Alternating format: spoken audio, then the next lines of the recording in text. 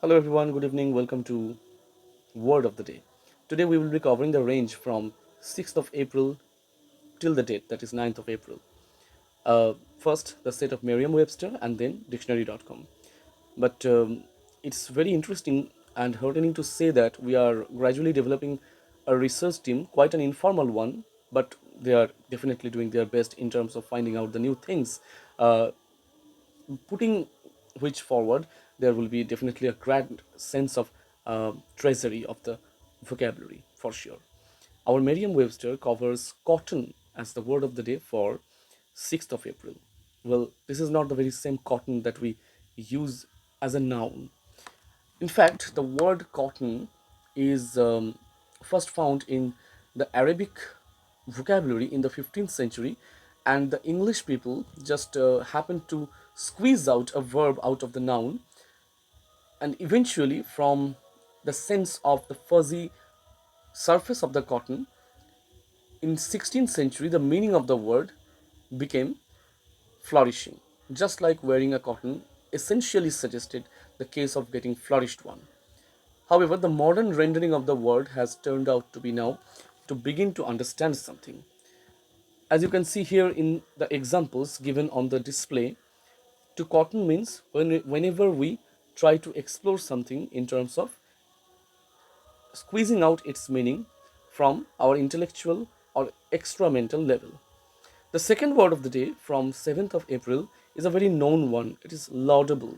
And quite easy to say it is that laudable, just like laudatory or other related words which came from the same Latin root, it means something appreciable, praiseworthy, or something that is deserving appreciation from others. We have an interesting suggestion from our third representation, that is panache, typically came from the French source, and it means the grace or lively style of writing.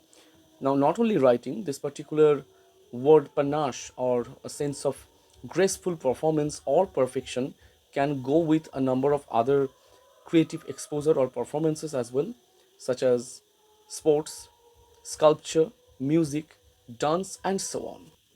Edmund Rostand, in his 1897 play of the same name and character called Cyrano de Bergerac, first used this word, and in his dying moment, it is represented that Cyrano is pronouncing the words that there is only a few things left with him in his dying moment, and one of the things, perhaps the only thing, is his panache.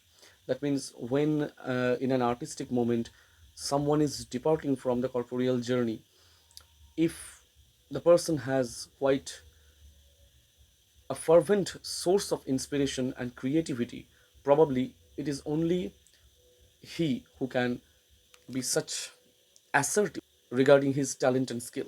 Both the Old French and the Latin etymology of the word panache represented a word pinaculum, which can be somehow related to the English word pinnacle, which means a sort of little flying wings or a feather, the particular plume that is often seen in the hats and crowns. Now, that is exactly a showy kind of appearance, but that is not a show off for sure. That appearance, in fact, asserted the moments of someone's artistic perfection that is imbibed with the particular person. The word of the day that Merriam Webster is suggesting for today, that is 9th of April, is decree, which means literally disapproving something with a strong sense of condemnation. And this is also a meaning which is very much known to us from all its aspect. However, coming to four different suggestions from dictionary.com, first here we have boondoggle, which means a wasteful project which is taken under the political corporate.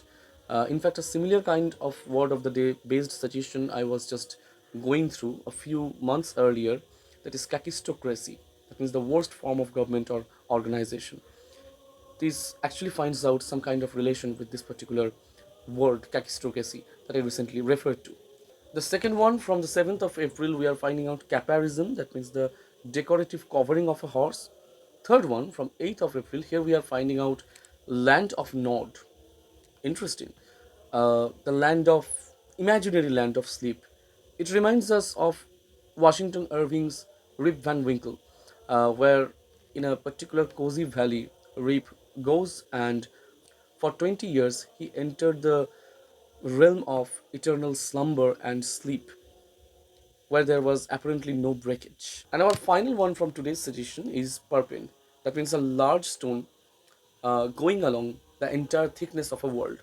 Thank you so much. We will be back soon with the new suggestions and incorporations. Stay tuned.